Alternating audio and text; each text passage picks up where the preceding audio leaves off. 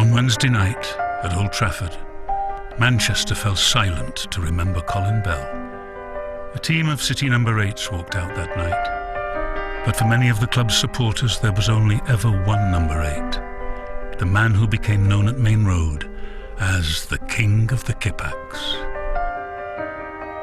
Undoubtedly one of the Manchester City greats. Arguably the best player to have pulled on his sky blue shirt.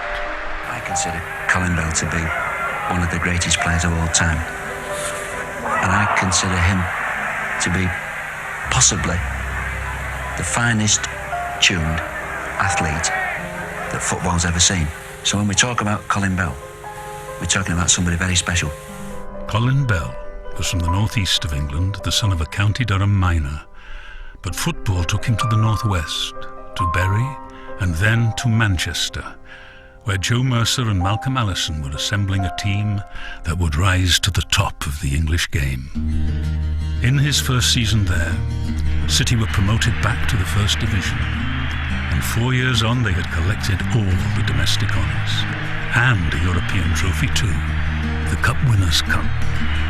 At the heart of this success was Colin Bell, the complete midfielder, a great tactician, and he scored goals.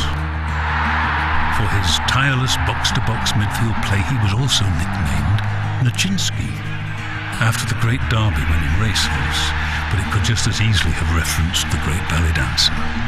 Indeed, he played a starring role in the so-called Ballet on Ice match in the December of 1967, during City's league title-winning season, when they famously outplayed Tottenham on a frozen Main Road pitch.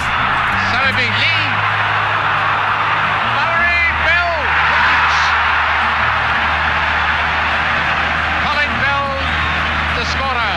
The City team of that time is remembered fondly by all who witnessed it play, myself included, and the triumvirate of Bell, Sowerby and Lee is part of the club's folklore. For England, there were 48 caps, and a role in the infamous World Cup defeat to West Germany and Mexico and Poland at Wembley in 1973. But equally, there were goals to remember for his country too. Here's Bell!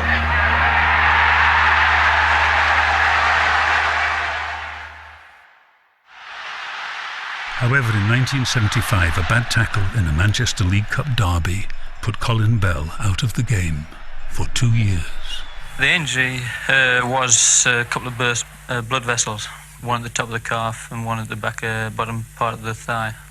And what had happened, all the blood had gone into the knee joint. And what it's done in time is seized the knee up.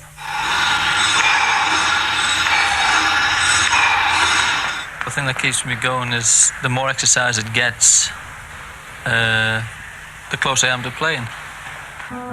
Despite his hard work in rehab, he was never the same player again. But he had achieved more than enough never to be forgotten. Colin Bell was a star, but not starry. 20 minutes gone and it's Colin. What a goal! What a goal!